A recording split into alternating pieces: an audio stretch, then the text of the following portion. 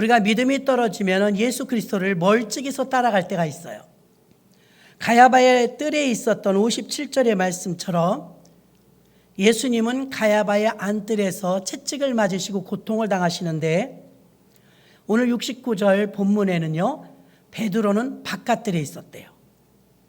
그러면 이제 안뜰에 있는 예수님을 멀리서 어떻게 되는가 보고 있는 거예요. 우리가 믿음이 멀어지면 주님과 가까이 가지 못하고 한 공간에 있지 못하고 멀찍이 떨어지는 거예요. 저는 오늘 새벽에도 그랬고요. 다윗의 회개를 한번 다루어 보았는데, 지금 이 본문 말씀은 베드로의 회개예요. 베드로가 회개를 하는데 얼마나 깊이 회개할까? 눈물 많이 흘리면 회개한 걸까요?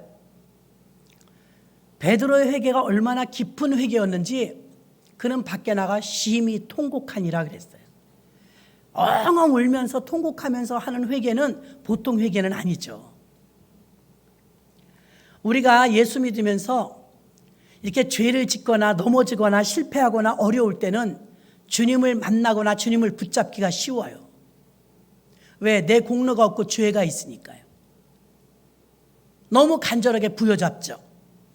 그런데 반대로 내가 의로우면요, 내가 좀 주님의 일 좀 하고 소위 내 일보다 주님의 일을 앞장서서 하고 하면 그때는 좀 우쭐해집니다. 근데 우리가 베드로를 통해서, 베드로의 실패와 베드로의 회개를 통해서 우리 깨달아야 될 것은 무엇이냐면, 출애굽할 때를 생각해 보세요. 이스라엘 백성들을 하나님 구원하실 계획과 언약이 있었어요. 언약 믿으십니까? 우리를 구원하실 언약 창세전부터 선택하셨어요. 그래서 우리를 구원한 거지 뭐 불쌍해서 예뻐서 착해서가 아니에요. 그런데 이스라엘 백성들이 출애굽할 때 긴박하게 돌아가는데 애굽 사람들의 집에는 피를 바르지 않았고 이스라엘 백성들의 집에는 어린 양의 보혈의 피를 문지방마다 임방마다 바른 걸 기억하시죠? 그리고 숨죽이고 그 안에 있었어요. 그 밤이 지나가기를. 근데 그 밤 사이에 초상이 어마어마하게 난 거예요. 애굽 사람의 집들에는 전부 장자가 죽었고 짐승까지. 달달달달 떨면서 비명소리가 들리는데 못 나가보는 거예요. 무서워가지고. 아침에 해가 떴습니다. 나가봤더니 다 줄초상이 난 거예요. 얼마나 무서웠겠어요. 튀르기에 그 3만 7천 명이 죽었다는데 진짜 기가 막히더라고요. 저보다 더 센 지진이 오면 나만 하겠어요? 그래, 인간이 너무 나약한 거예요. 수천 년을 살았어도 지진 하나 해결 못 하잖아요. 가뭄 하나 해결 못 하잖아요. 코로나가 와도 속수무책이잖아요. 그러니까 우리는 이런 큰 사건들 앞에서 무엇을 깨달아야 되냐면 인간이 너무 나약하다는 거 깨달아야 될 줄로 믿습니다. 무언가 해보겠다고 하지만 정말 인간은 나약해요. 감기 몸살만 되게 알아도 아무것도 못하겠더라고요. 그렇지 않습니까? 감기 몸살만 호되게 와봐요. 이러면서 꼼짝도 못해요. 온몸이 쑤시고. 자, 이스라엘 백성들이 있는 그 안에서 착하게 살았나 못되게 살았나는 그렇게 중요하지 않아요. 그가 선택받았나 선택받지 못했나 그게 중요했어요.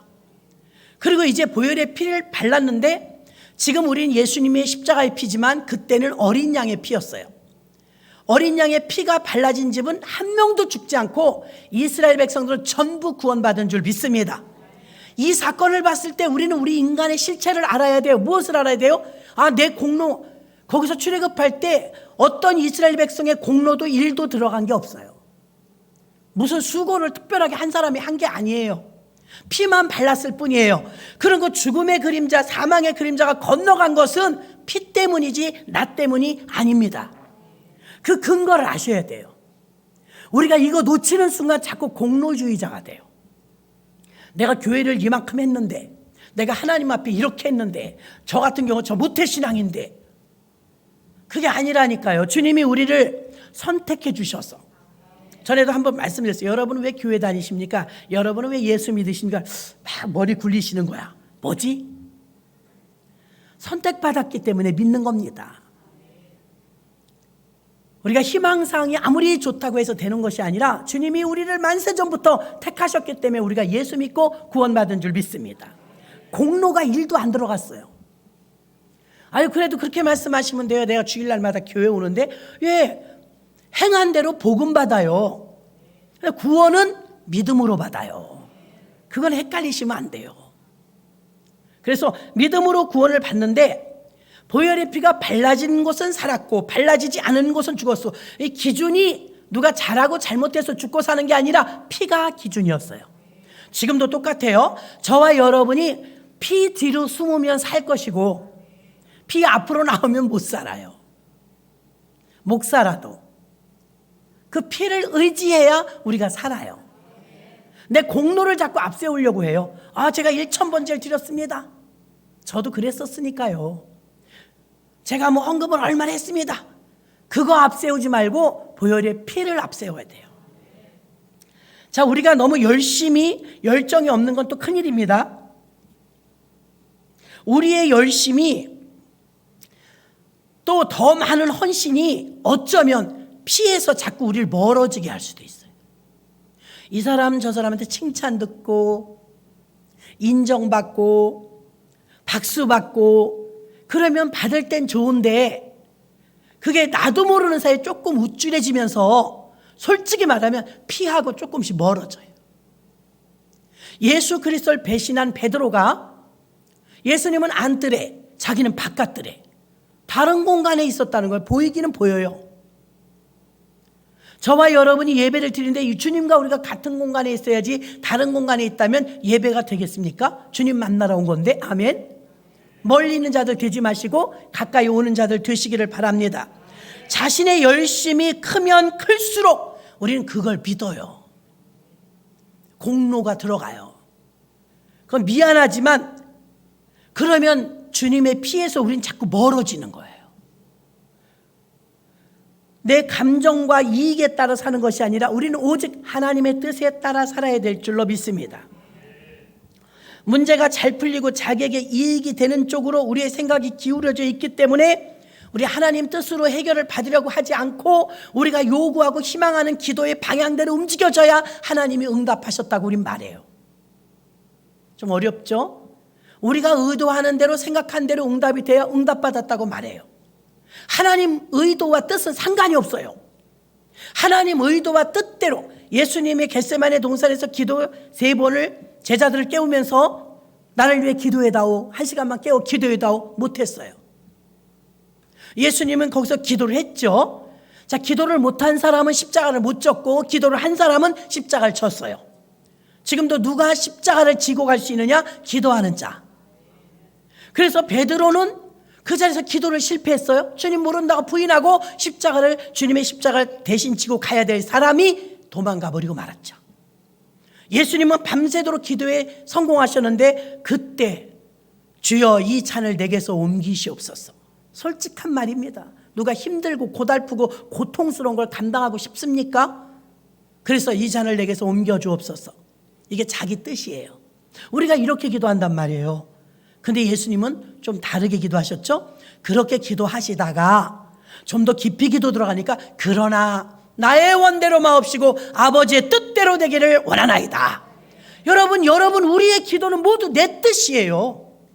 이거 해주세요, 저거 해주세요, 저렇게 해주세요, 이렇게 해주세요. 그 의도한 대로 되면 응답받았다고 그래요. 의도한 대로 안 되면 아직 응답 못 받았다고 그래요. 아니 그게 응답일 수 있잖아요. 하나님 뜻을 안 물어봤잖아요. 믿으십니까? 그래서 사실 우리는 내가 하나님 뜻이 더 중요한데 내 뜻이 더 중요하더라 이거예요.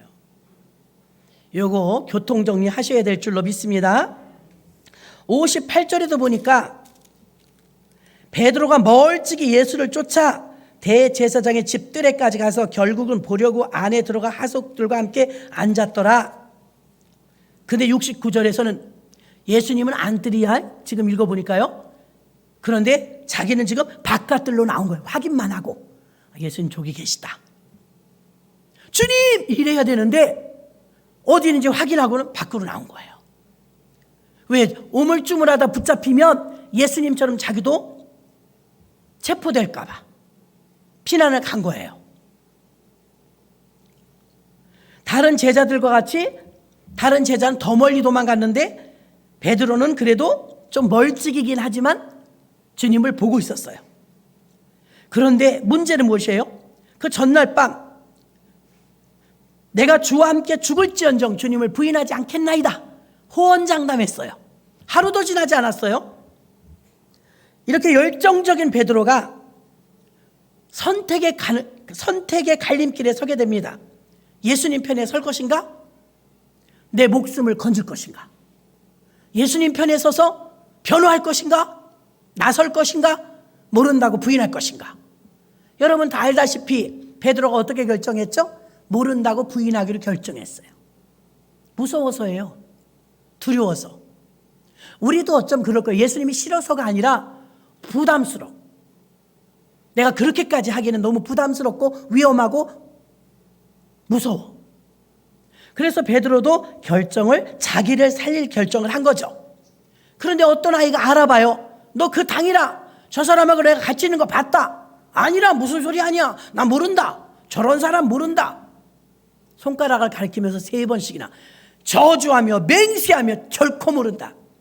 그때 주님하고 눈이 마주쳤어요. 그런 민망한 일이 어디가 있습니까? 그 눈이 딱 마주쳤는데 벌써 밤새 그 난리를 치르고 새벽이 된 거예요. 꼬끼 그러네. 사람이 생각이 안 나다가도 동일한 현상이 나타날 때 띵 하고 생각날 때 있잖아요. 네가 오늘 밤 다 굴기 전에 3번 나를 모른다고 할 것이다. 닭소리를 했었거든요. 근데 꼬끼하는 순간 그게 딱 생각난 거예요. 얼마나 기가 막힌지 정말이네. 하루도 지나지 않아서 내가 내 믿음이 이렇게 엉터리였는가? 하고 밖에 나가 심히 통곡하니라. 이렇게 되어 있습니다. 오늘날 우리는 베드로가 열정적으로 주님을 쫓았지만 어느 날 베드로가 실패하는 자리를 봅니다. 어떻게 베드로가 수제자인데 저렇게 예수님을 모른다고 할 수가 있어? 우리가 인생을 살면서 단 한 번도 실패를 경험해보지 않고 아픔과 상처를 경험해보지 않은 분이 있으면 손 들어봐요. 나이가 어리거나 왔어도 못 느꼈을 거예요. 하나님은 공평하세요. 아픔, 고통, 실패, 좌절, 어떤 때는 죄 속에 들어갔다 나오는 경우도 있고 그 훌륭한 다윗도 모든 사람이 성경에 보니까 실패의 자리에 갔다 오더라고요. 바울도 어쩌자고 예수 믿는 사람을 그렇게 막 핍박하고 급기야는 스데반을 돌로 쳐서 죽이고 자기 스스로 나중에 회개하고 그러죠. 나는 죄인 중에 괴수라고. 이렇게 사람은 실패를 해요. 자신의 열정과 자신의 그 뜨거움과 자신의 공로주의가 죄 한 번으로 인해서 다 없어져 버려요. 그래서 베드로는 어디로 가요? 나락으로 떨어져 옛날에 고기 잡던 그 자리로 가죠. 다시 갈릴리 바다에 가서 고기잡이나 해야 되겠다. 내가 부끄러워서 내가 내 자신이 용서가 안 돼. 어떻게 예수님 말씀 말 맞다나 하루도 지나지 않아서 3번을 부인할 수가 있어? 자기가 용서가 안 되는 거예요. 그 주님 앞에 나타날 면목이 없어요. 본문에 베드로의 실패가 나옵니다. 죽어도 주를 부인하지 않겠다던 베드로였지만 목숨이 위태로운 지경에 가니까 주님을 선택하지 않고 자기 자신을 선택함으로 주님을 향한 열정은 식어져 버리고 말았습니다. 3번이나 주님을 모른다고 부인함으로 인해서 그는 예수님과 상관없는 자리에까지 들어가 버리고 말았던 것입니다. 이 장면을 여러분이 잘 아시니까 이 베드로를 향해서 여러분도 지탄하시겠습니까? 어떤 면에서는요, 이 베드로의 모습이 오늘날 우리들의 모습이에요. 우리들 생사의 갈림길에서, 돈과 하나님의 갈림길에서, 세상과 하나님의 갈림길에서 우리는 과연 자신 있게 주님 편에 설 수 있을까요? 장담할 수 있는 사람이 없다는 것입니다. 75절에도 보니까 이에 베드로가 예수의 말씀에 다 굴기 전에 내가 3번 나를 부인하리라 하시며 생각나서 밖에 나가서 심히 통곡하니라. 베드로의 이 통곡 속엔 회개가 들어있는 거예요. 회개. 심히 통곡했대요. 베드로의 통곡은 주님을 부인했다는 데 대한 후회일까요? 여러분 이렇게 생각해 보세요. 베드로의 통곡 속에는요, 내가 예수님을 3번 모른다고 부인했다는 그 자기 자신을 보면서 내가 왜 그랬을까가 아니라 자기의 실체를 목격하고 자기 실체를 만난 게 더 충격이었던 거예요. 내가 이것밖에 안 돼?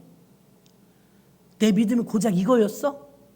이걸 만난 거예요. 불편한 진실이죠.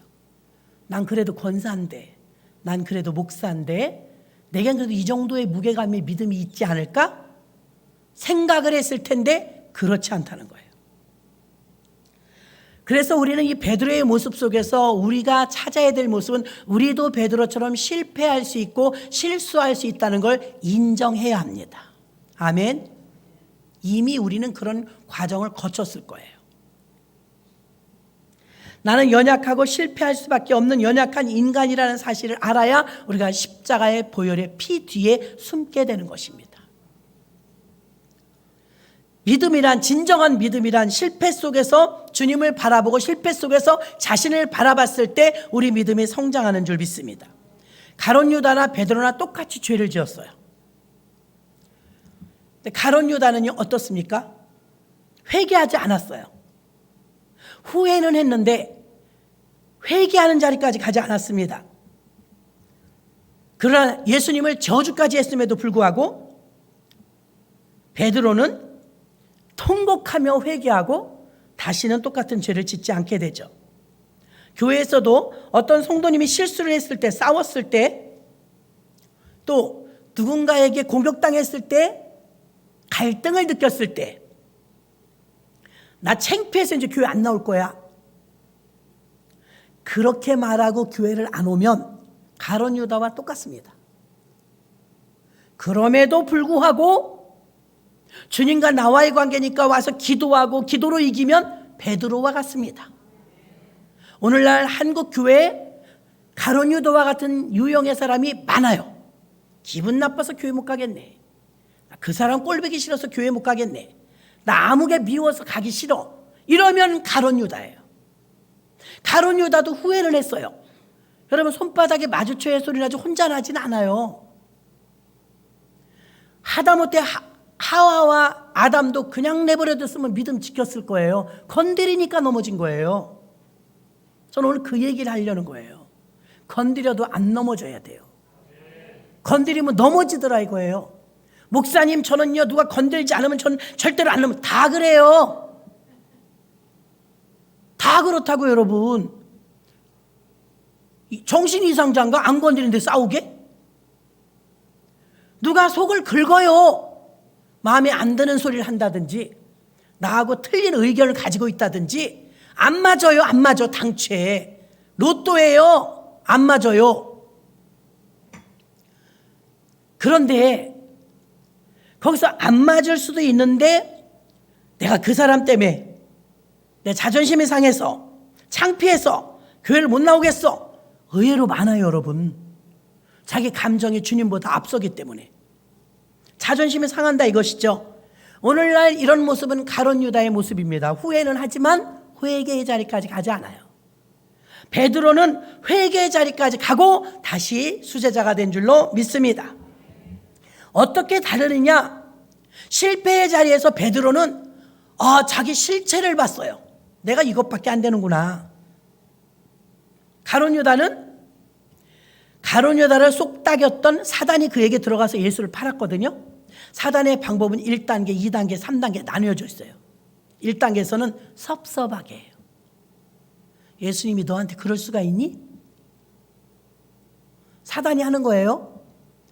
야, 재정도 봐주고 얼마나 주님을 위해서 3년 반 동안 네가 돈을 받았니? 뭐 했니? 제가 지금 바꾸어 말하는 거예요. 현대식으로.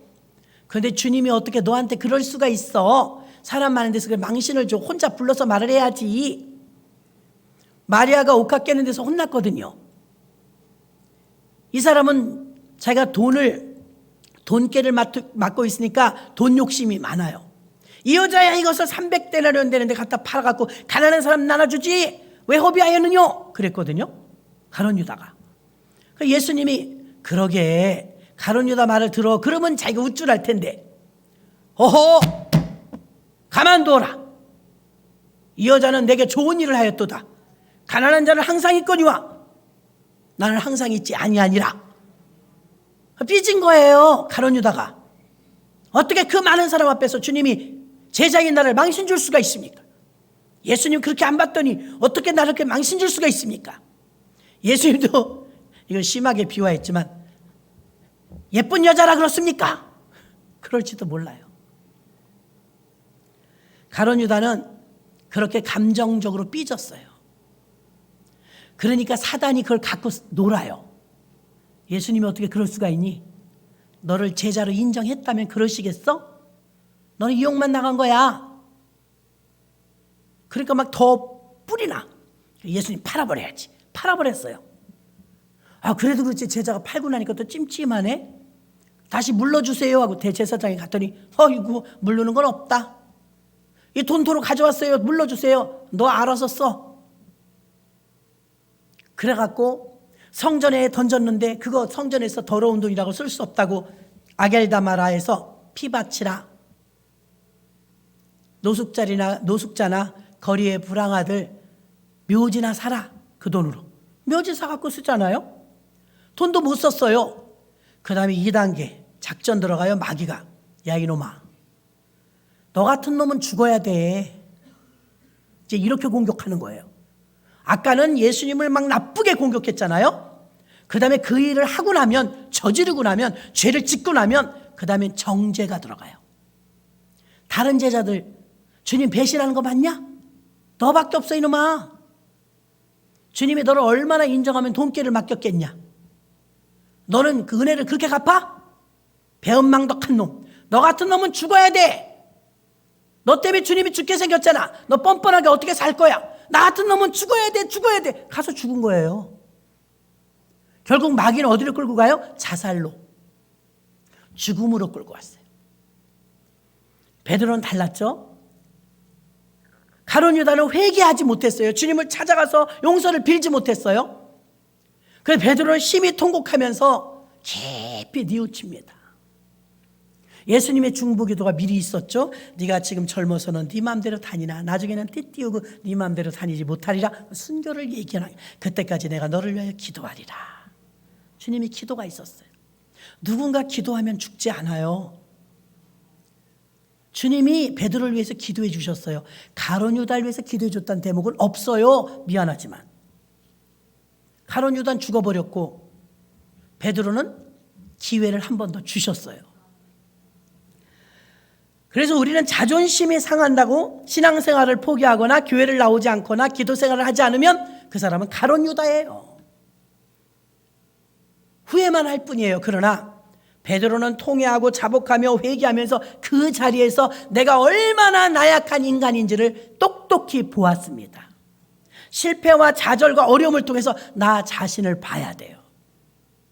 몸이 아파 보거나 사업에 실패해 보거나 가정에 환란이 있거나 그러면 그로 인해서 나를 봐야 돼요. 내가 얼마나 나약한 존재인지를. 무엇인가 다 할 수 있다고 생각하는 게 아니라 그때 바로 주님을 바라보고 의지할 수 있는 믿음이 생기는 것입니다. 그래서 인간은 얼마든지 실패할 수 있다는 걸 알아야 돼요. 주님은 바로 우리들의 실패 속에 주님이 기다리고 계십니다. 주님의 피는 실패한 인간에게 너무나 필요하기 때문에 실패한 모든 자는 주님을 바라보고 피를 바라보므로 드디어 그 주님의 피의 의미를 뼈저리게 깨닫게 되는 것입니다. 야, 안심이다. 피가 없었다면 난 어디로 숨을까? 피가 없었다면 어디로 피난 갈까? 피 때문에 내가 피 안에 들어가면 나는 평안하구나. 안전하구나. 성공한 인간은 주님의 피의 의미를 결코 몰라요. 실패를 경험하고 죄에 빠져본 사람은요, 주님의 피의 귀함을 알아요. 예수님의 용서함의 귀함도 알아요. 이것이 바로 우리가 실패 속에서도 바라봐야 될 희망의 메시지인 줄로 믿습니다. 완벽한 신앙생활 꿈꾸지 마십시오. 많은 사람 앞에 점도 없고 흠도 없이 우리 교회 최고의 자랑거리라고 1등 권사, 1등 집사 되려고 노력하지 마십시오. 그것이 오히려 여러분을 피해서 점점 멀어지게 할 수 있습니다. 언제나 세리처럼 나는 부족합니다. 예배도 다 드리지도 못하고 기도 생활도 못했어요. 성경도 못 읽었어요. 나는 봉사도 못했네요. 주님 죄송합니다. 이런 마음을 가진 자가 피를 의지합니다. 그럼 그 마음은 주님과 합한 마음인 줄로 믿습니다. 그래서 우리가 자존심 상해하거나 남보다 뒤처진다고 해서 막 상심하거나 그러면 자꾸 내 생각에 처지고 있다는 생각에 빠져듭니다. 주님은 앞장서 가시는 분이 아니고 제일 뒤에서 우리를 밀어주시는 분입니다. 언제나 우리의 무능을 한탄하고 실패하고 통곡하는 자들을 위해서 주님은 언제나 우리에게 새로운 피를 뿌려주시는 것입니다. 여러분도 죄 지으셨습니까? 죄 지은 적이 있으십니까? 죄에 빠진 적이 있었습니까? 모두가 자유롭지 못할 것입니다. 내가 죄 짓고 싶지 않아서 자꾸 엉뚱한 길로 간 적이 있으십니까? 그래서 어쩌면 또 기도하고 싶지도 않고 신앙생활 자체가 무료하고 힘들지 않습니까? 왜 자꾸 죄에 지니까? 포기하고 싶지 않습니까? 그 모습 그대로 주님 앞에 나오시기를 바랍니다. 주님은 다 알아요. 그래서 주님의 피가 필요한 것입니다. 세상에요, 너무나 우리나라 좋지 않습니까? 세련되고 없는 게 없어요. 문명도 발달하고 돈도 많아요. 이 세상에 다 만족하고 부족함이 없을 것 같습니다. 그리고 전문적인 분야로 어느 분야든 우리나라는 대단해요. 그런데 그 어느 곳에서도 죄의 문제를 거론하는 곳은 없어요. 있어요. 경찰서, 법원. 근본적인 죄 해결을 못하죠. 형량을 얼마 주어서 뭐 할 수 있을지 모르지만 근본적인 죄를 해결하지 못합니다. 저는 이 베드로의 통곡의 자리에 가본 적이 있어요. 너무 이 심장이 끊어질 것 같은 회개의 기도를 몇십 년 전에 했는데 그때 이제 성령께서 베드로가 여길 다녀갔다 그래요. 와, 그 순간에 야, 그동안 한 회개는 회개가 아니었구나. 뼈를 깎는 애끓는 이 기도 속에 그 절규 속에 아, 베드로가 여기까지 왔다 갔구나. 얼마나 아팠을까. 얼마나 힘들었을까. 구약의 인물은 그런 사람이 다윗. 침상이 적셨고 베개가 젖었으며 여름 가뭄의 마름처럼 이 사이에 혀가 붙었대요. 얼마나 죄를 애통해 하는지, 얼마나 죄와 싸우는지, 죄 때문에 얼마나 통곡을 했는지 항상 내 죄가 내 앞에 있으며 여호와 나의 상한 심령을 기뻐하십니다 하면서 상하디 상한 찢어진 마음을 가지고 주님 앞에 나올 때 주님이 필요한 거지 우리가 뭐 거만하게 나와갖고 은혜 받는 사람은 난 못 봤습니다. 하나님이 원하시는 제사는 상한 심령이라. 그 실패를 그대로 가지고 나와서 주님께 내놓았을 때 주님은 하나님 아프면 아픈 대로 실패하면 실패한 대로 죄 지었으면 지은 모습 그대로 주님 앞에 나왔을 때 정말 피가 필요하지 않습니까? 그 피가 그 보혈이 우리 죄를 덮습니다. 그 자유함이 우리에게 왔을 때는 얼마나 기쁜지 죄가 해결되고 나서의 그 기쁨은 이루 말할 수 없는 줄로 믿습니다. 어저께 우리가 요한계시록 마지막 장 읽었잖아요. 이제 사순절 기간에는 이렇게 예배 때마다 10분씩이라도 다 같이 사도행전을 읽을 거예요. 사도행전을 여러분 40도 가시는 분은 교육자들한테 얘기해 주세요. 40일 동안 40도. 하루에 3시간이 있어야 사도행전을 다 읽어요. 포리포리. 한번 도전해 보세요. 다른 교회들도 하더라고요. 40일 동안 사도행전을 40번 읽으시는 분은 반드시 교육자들께 연락을 취하시면 큰 선물 드리겠습니다. 저도 자신은 없어요. 하루에 3시간을 할애할 수 있을까? 3시간이면 읽는 성경을 다 같이 일독이라도 할 거예요. 다 같이. 영상 띄워서. 왜? 사순절 기간은 그렇게 보내는 거예요. 그래서 여러분이 따로 잘 못 읽으시니까 5분도 잘 못 읽으시는 분들이 있으니까 그렇게라도 읽어서 성경을 가까이 하려고 하는데 이 요한계시록에서 깨달은 게 뭐냐면 1000년 동안 무적행 감옥에다가 사단을 가두시잖아요. 그동안 우리는 예수님처럼 왕 노릇하면서 천년왕국을 지내거든요. 근데 요한계시록은 아직도 우리가 궁금하지만요, 때가 가까이 오면 점점 풀려요. 근데 그 다음에 그 아리송한 부분이 있더라고요. 그래서 제가 오늘 그 부분을 한번 생각해 봤어요. 한번 볼까요? 창세기 3장 1절로 6절. 여호와 하나님의 지으신 들짐승 중에 뱀이 가장 간교하더라. 뱀이 여자에게 물어 가로되 하나님이 참으로 너희더러 동산 모든 나무의 실과를 먹지 말라 하시더냐? 여자가 뱀에게 말하되 동산 나무의 실과는 우리가 먹을 수 있으나 동산 중앙에 있는 나무의 실과는 하나님의 말씀에 너희는 먹지도 말고 만지지도 말라 너희가 죽을까 하노라 하셨느니라. 뱀이 여자에게 이르되 너희가 결코 죽지 아니하리라. 너희가 그것을 먹는 날에 너희 눈이 밝아 하나님과 같이 되어 선악을 알 줄을 하나님이 아심이니라. 여자가 그 나무를 본즉 먹음직도 하고 보암직도 하고 지혜롭게 할 만큼 탐스럽게도 한 나무인지라. 여자가 그 실과를 따먹고 자기와 함께한 남편에게도 주매 그도 먹은지라. 3장 24절. 이같이 하나님이 그 사람을 쫓아내시고 에덴 동산 동편에 그룹들과 두루 도는 화영검을 두어 생명나무의 길을 지키게 하시니라. 아멘. 다 아시는 내용이죠. 자, 이 3장 1절부터 6절까지 속에 보면은 뱀이 나타났어요. 하와에게. 하와는 지금 뱀을 오라고 한 적도 없고 죄 지을 생각도 없었어요. 유도신문합니다. 하나님께서 동산의 모든 실과를 먹으라 하더냐? 아니, 중앙에 있는 거 먹지 말랬어. 먹으면 죽을까 한데 여기서부터 작업이 들어가면 아니야, 먹어도 안 죽어. 근데 하나님이 죽는다고 했는데 그거 먹으면 눈이 밝아져서 너희가 하나님처럼 되니까 하나님을 못 먹게 하는 거야. 아니, 그동안 존경하고 사랑하고 피조물로서 조물주신 하나님을 잘 섬기고 솔직히 말해서 이 죄 짓기 전에 아담과 하고 행복했을 것 같아요? 불행했을 것 같아요? 행복했어요, 여러분. 죄 짓기 전에 행복해요. 가능하면 저는 모태신앙이니까 술 한 모금도 먹어본 적 없어요. 담배 한 모금도 먹어본 적 없어요. 먹고 싶지도 않아요. 그러나 먹어본 사람, 지금도 먹고 있는 사람, 아직도 피는 사람, 아직도 끊지 못한 사람은 그게 싸움이야. 싸워야 돼요. 찝찝하거든요. 먹긴 먹어도. 여러분, 진짜로 일 안은 안 먹는 게 좋아요. 이 안은 먹으면 끊으셔야 돼요. 근데 죄도 그래요. 일 안은 죄 안 짓는 게 좋아요. 이 안은 죄 지어도 회개하면 돼요. 자, 보세요. 아담과 하와가 죄를 안 지을 때 행복했어요. 그대로 쭉 갔으면 좋았어요. 영원히 사니까. 근데 마귀가 유혹을 하네? 안 건드리면 죄 안 져요. 그래서 건드렸어. 똑똑. 마귀가 왔죠?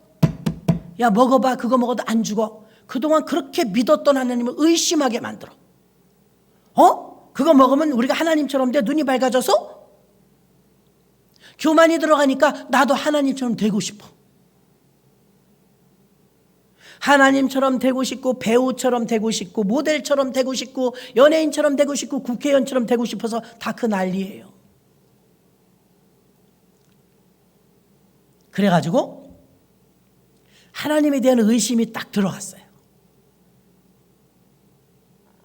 그 선악과를 먹으면 눈이 밝아진다는데 감히 하나님이 먹지 말라고 그러는데 첫 번째 죄를 져요. 따먹고 사람은 꼭 그래. 혼자 죄 지면요 무서워. 그래 2명, 3명, 4명 더 많으면 안 무서워요. 그러니까 자기도 먹고 따서 지금 읽었잖아요. 남편에게도 주매 그도 먹은지라. 결과는 어떻게 됐죠? 3장 24절. 하나님이 이같이 그 사람을 내어 쫓으매 에덴 동산에서 쫓겨났어요.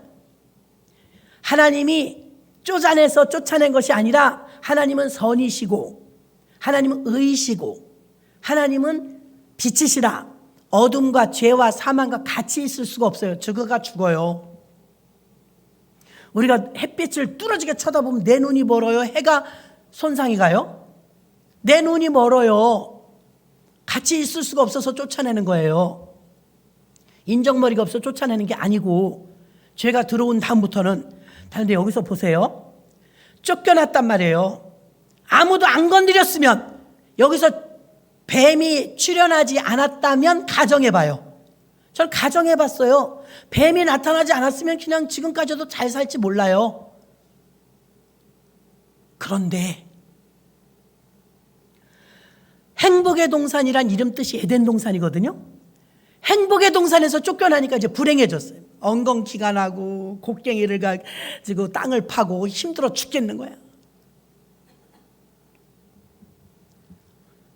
하와에게 다가온 유혹을 물리치지 못했어요. 죄를 먹어버렸어. 받아들였어요. 아이들이 처음 죄를 경험할 때도 호기심이에요. 궁금해서. 계시록 20장 6절로 7절 봅니다. 이 첫째 부활에 참여하는 자들은 복이 있고 거룩하도다. 둘째 사망이 그들을 다스리는 권세가 없고 도리어 그들이 하나님과 그리스도의 제사장이 되어 보세요.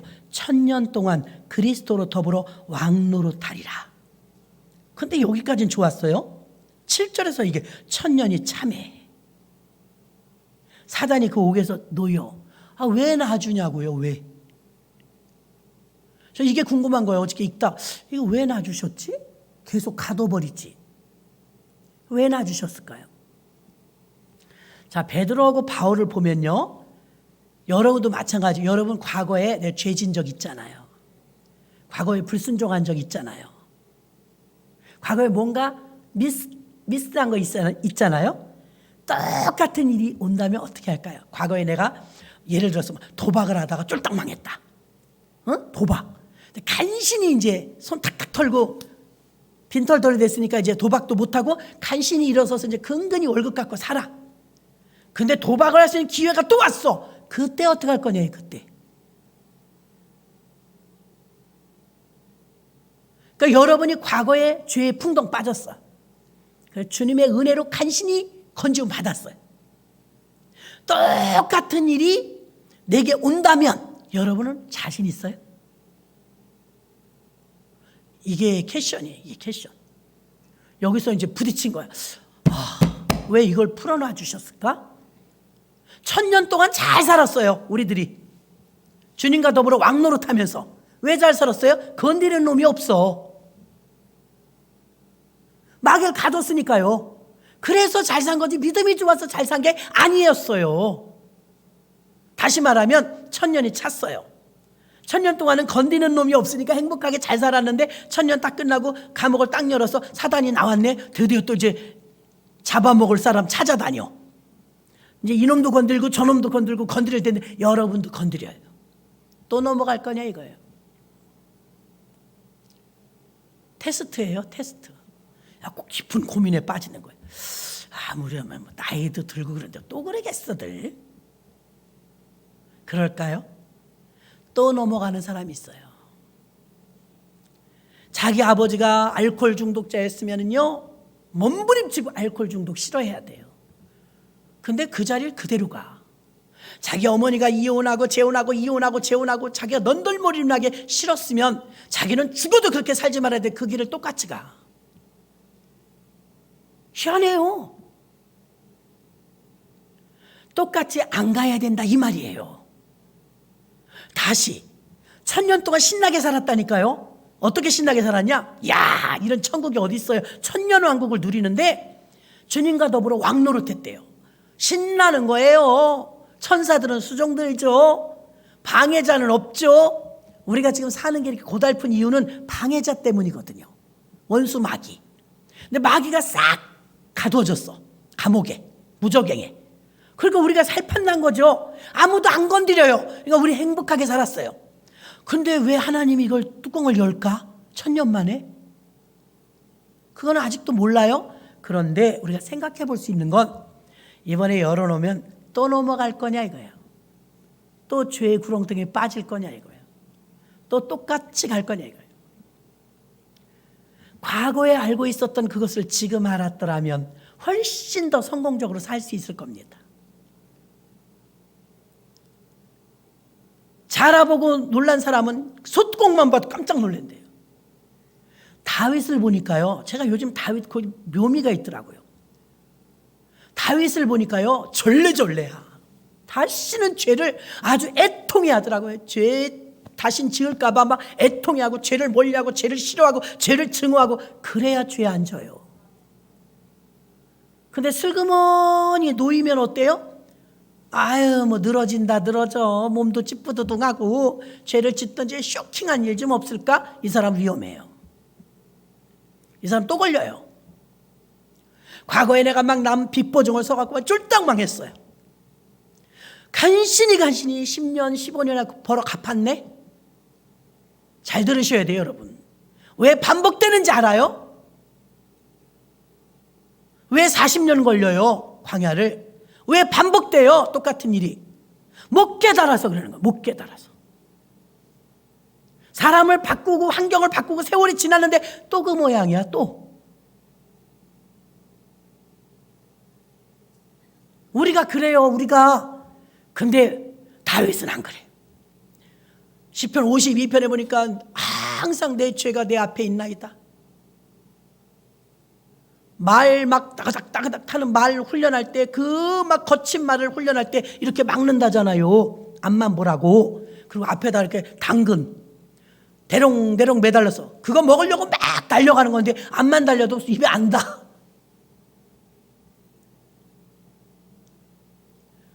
당근 보고 뛰는 거예요. 그거 먹으려고. 그 훈련 방법이거든요. 다윗은 자기 죄가 당근 보이는 것처럼 보였대요.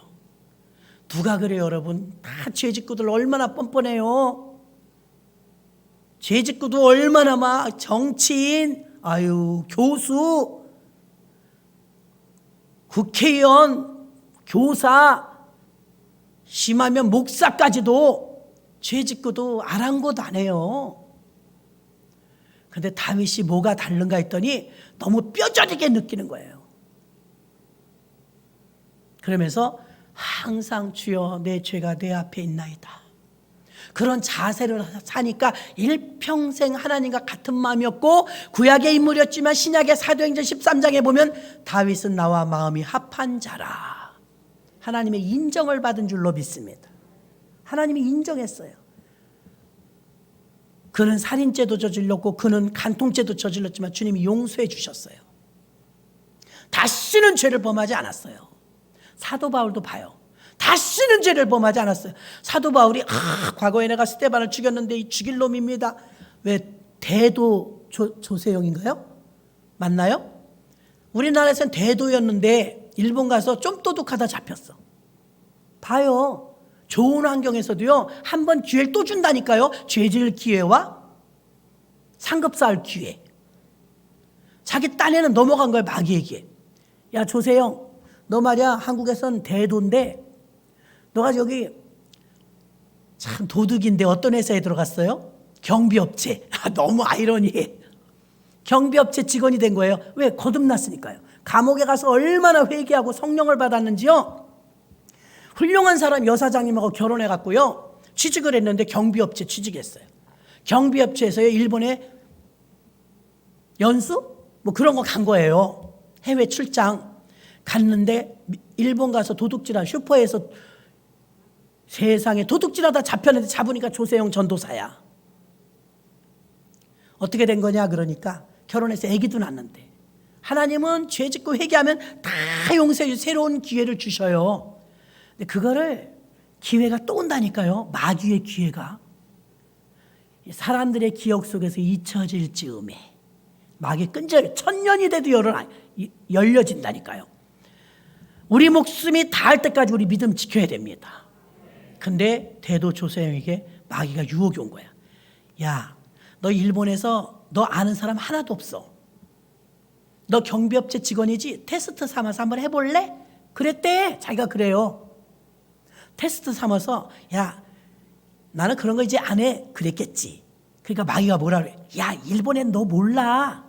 한국이나 네 얼굴 알지. 그리고 막말로 말해서 이거 걸려봐야 우유 하나 훔쳐먹는 거 이런 건데 너 경비업체니까 이거 경비 시스템이 잘 작동되나 해보는 거라고 하면 되잖아. 그럴듯해. 마귀는 항상 그럴듯해요. 그래서 훔쳐먹은 거예요. 대도 조세영 이름이 아까워. 슈퍼마켓에서 훔쳐먹다 걸려갖고. 그 뒤에 일본의 감옥에 갇혔는데요. 쳐다보고 싶지도 않아. 이제 극률함이 없어요. 그렇죠? 재범하니까 극률함, 저런 인간은 그렇게 나약하니까 쓰러지지 않으려고 자기 나약하다는 걸 인정하고 있어야 되는데 이만큼이면 됐다. 나 이제 거듭났다. 세월이 십몇 년 흘렀잖아. 여기 딱 넘어진 거예요. 그래갖고 그 그림 같은 부인과 토끼 같은 새끼를 다 낳고 행복하게 사는 조건에서 도둑질 안 해도 사는데 왜 거기 가서 지가 테스트를 한다고 해갖고 걸려가지고 좀 도둑으로 전락해버려서 일본에서 몇 년을 감옥살이 하고 이혼당하고 다시 버벅이고 있어요. 버벅이고 있어. 그 다음에 모르겠어요. 소식을. 아무튼 떠들썩하게 만든 사건입니다. 저는 그래서 이 말씀 속에서 깨달았어요. 야, 찔기다, 찔겨. 이제 늙어서 괜찮겠지. 이사 왔으니까 괜찮겠지. 모르는 교회로 왔으니까 괜찮겠지. 마귀는 다 알아요. 어디에 잘 넘어지는지. 정신 똑바로 차리시길 바랍니다.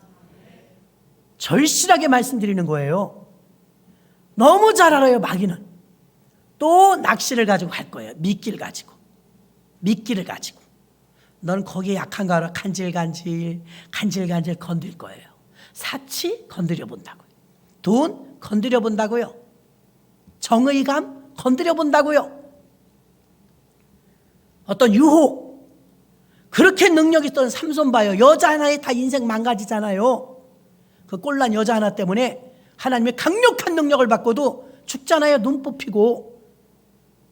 결정적인 약점 그거 하나 때문에 다 버려. 조세영이가 어떤 사람입니까? 그거 슈퍼마켓에서 물건 훔쳐먹다. 그 무슨 국제적인 망신입니까? 예수님께 너무 죄송했어요. 진짜.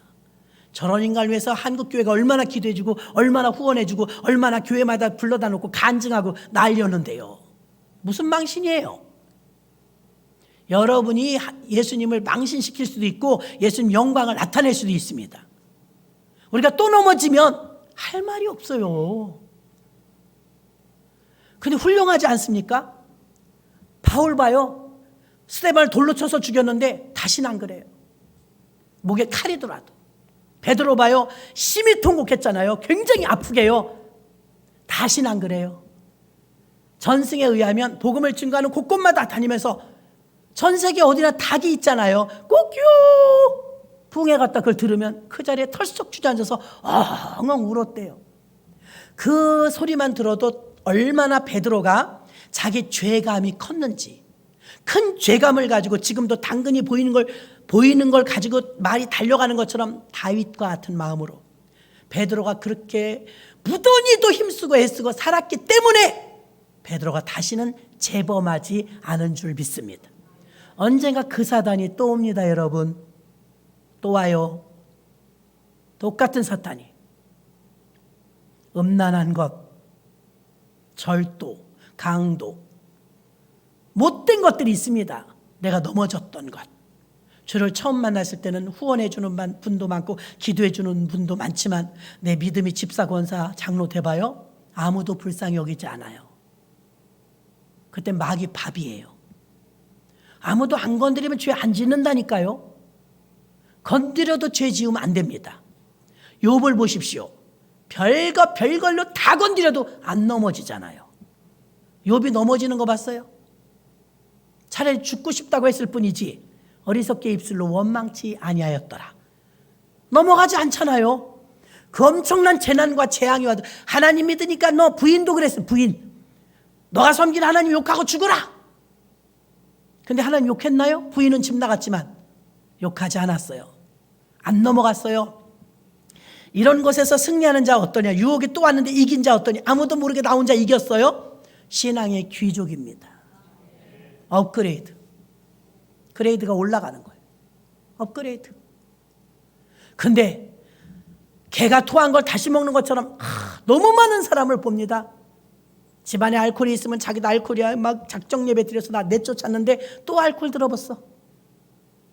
또 술독에 또 빠졌어. 내가 안 그러려고 그러는데요.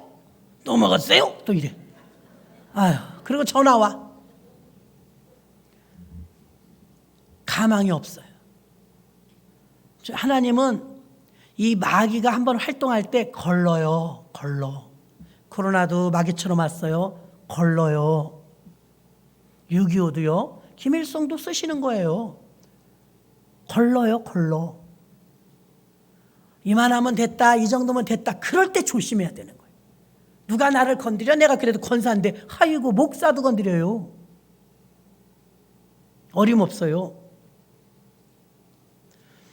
그래서 결국은 아담과 하와도 안 건드릴 때는 괜찮았어요. 건드리니까 바로 넘어가요. 여러분 건드리면 넘어갈까요? 안 넘어갈까요? 그런데 요놈들이요. 계속 건드리는 게 아니에요. 놔도 어떤 때는 놔두니까 그냥 내 믿음이 좋은 줄 알고 쥐야 불러 이러고 살았네. 다윗도 늘 전쟁터에 나갈 땐 이겼어요. 쉴 때. 전쟁이 멈추고 쉴 때. 그때 왜 밤에 자고 낮에 일해야 되는데 왜 낮에 자고 밤에 잠이 안 와갖고 어슬렁 띵 목욕하는 여자를 봐. 여자가 밤에 목욕했는데 가보니까요 다윗성이 높은 데 있고요 민간인 집들이 등성이에 다 있어요. 다 보여. 민간인 사는 마당들이 다 보여요. 가보니까 그 바세바도 그걸 조심해야지. 위에서 보인다는 걸 알아야지. 왜 거기서 목욕을 해? 바세바가 목욕을 안 했으면 다윗이 죄를 안 졌을 겁니다. 그럼 바세바가 목욕을 해서 너무 이뻐 보여. 건드려 보면 알아요. 푹 하고 나옵니다. 죄가 와서 여러분에게 충돌을 해도 여러분을 목을 잡고 흔들어도 넘어가지 마십시오. 한 번 더 넘어가면 가망이 없어요, 여러분. 실패의 자리에 있는데도 원수 마귀 사단이 공략하고 속이려 해도 이제는 넘어지지 말아야 됩니다. 1000년 동안 가두어뒀던 사단이 옥에서 나오는 때가 있다는 거예요. 그때와 똑같은 베드로도 그때와 똑같은 유혹과 어려움이 있었지만 다시는 주님을 모른다고 부인하지 않았습니다. 바울도 예전에는 예수님을 십자가에 못 박고 핍박자였지만 자신은 죄인 중에 괴수라고 고백하며 더 이상 예수님을 욕되게 하지 않았습니다. 다윗도 내 죄가 항상 내 앞에 있으며 하면서 그는 자기의 죄감 속에 살면서 늘 경건한 삶을 살았기에 다윗은 다시는 그런 죄를 범하지 않았습니다. 아담과 하와에게 지금 아담과 하와가 있다면 똑같은 이 세팅이 재현되어졌을 때 아담과 하와는 어떨 것 같아요? 난 이번에는 아담은 안 넘어갈 것 같은데 솔직히 말해서 하와는 아직도 모르겠어요. 이번에 그렇게 호되게 당했는데 아담은 안 넘어갈 것 같아요. 근데 하와는 아직도 모르겠어요. 여러분은 어떠십니까? 그때 지었던 그 죄가 똑같은 환경 속에서 온다면 이번엔 이길 수 있습니까? 이번에는 이기시기를 주님의 이름으로 축원합니다. 하나님 아버지 감사합니다. 베드로처럼 바울처럼 우리가 연약하다는 걸 인정해야 합니다. 출애굽